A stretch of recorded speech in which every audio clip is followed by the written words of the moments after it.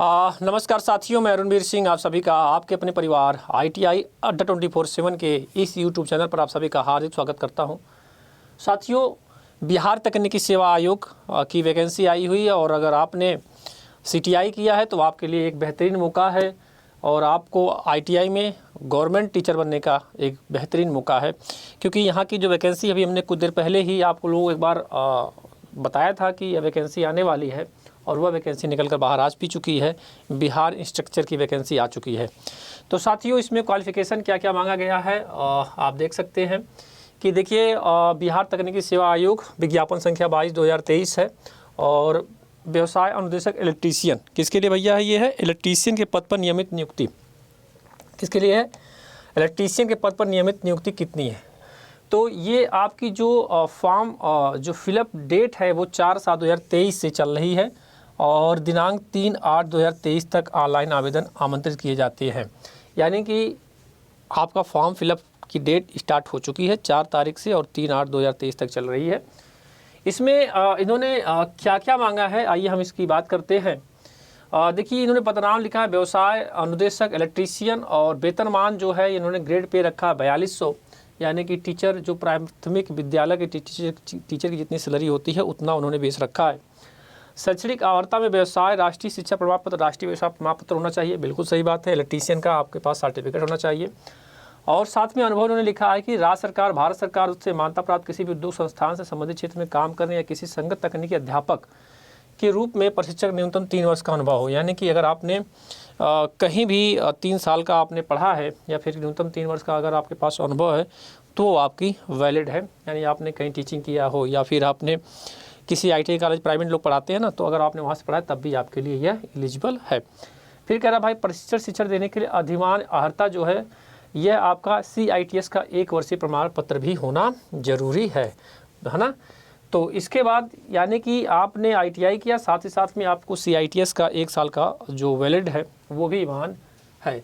इसके अलावा अगर हम बात करें और क्या पूछा इन्होंने और कहा है कि कितनी सीटें? 63 सीटें हैं।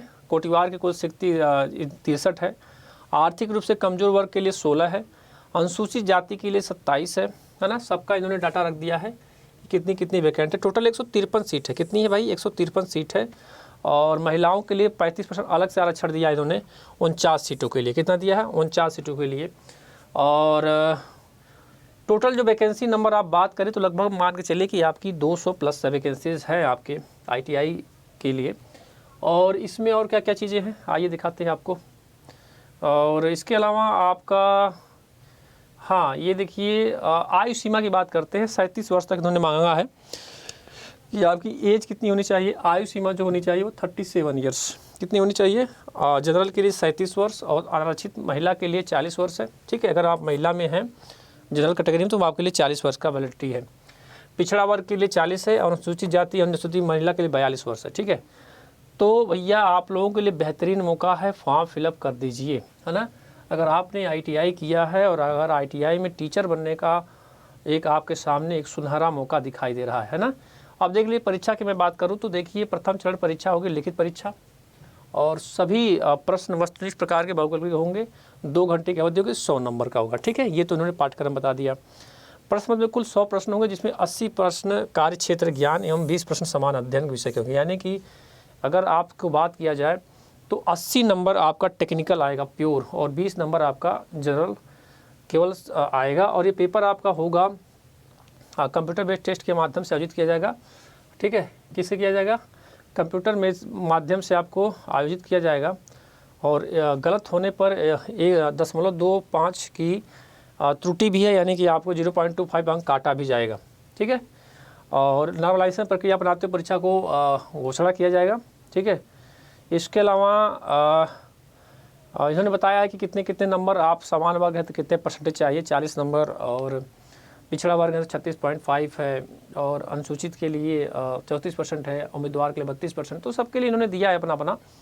और ये देखिए क्या क्या मेरिट बनेगी। मेरिट भी जो उन्होंने दिया है कि द्वितीय चरण जो मेरिट सिलेक्शन होगा, लिखित परीक्षा से प्राप्त अंकों का प्रतिशत 50% लेंगे ये।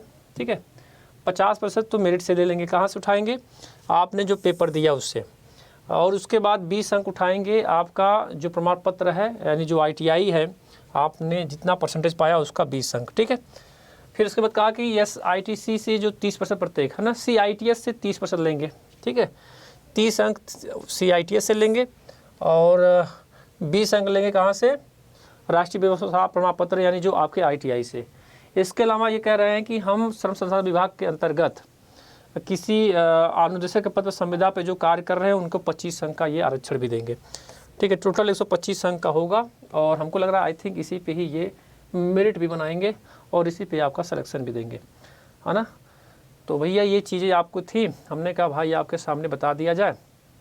हाँ देखिए उन्होंने लिखा भी है एक लिखित परीक्षा के अंकित अभी कोटिवार मेधा सूची तैयार कर मेधा काउंसलिंग है तो आमंत्रित किया जाएगा। चलो भाई तो ठीक है भाई, आप कर लेना। बाकी इन्होंने कहा भाई जात प्रमाण पत्र आय प्रमाण पत्र जो लगता है वो सबके लिए आप लोग बनवा लीजिएगा। तो बस यही आपको बताना था कि इसकी फॉर्म की जो एज है वो 18 से 37 साल है आरक्षित के लिए, महिलाओं के लिए 18 से 40 है। और फॉर्म फिलअप हो रहा है आपका 3 तारीख से स्टार्टिंग हो चुका है। तो अगर आपने फॉर्म फिलअप नहीं किया है तो बिहार तकनीकी सेवा आयोग का फॉर्म फिलअप कर दीजिए। बस इतना ही आपको बताना था। धन्यवाद, थैंक यू, जय हिंद, जय भारत।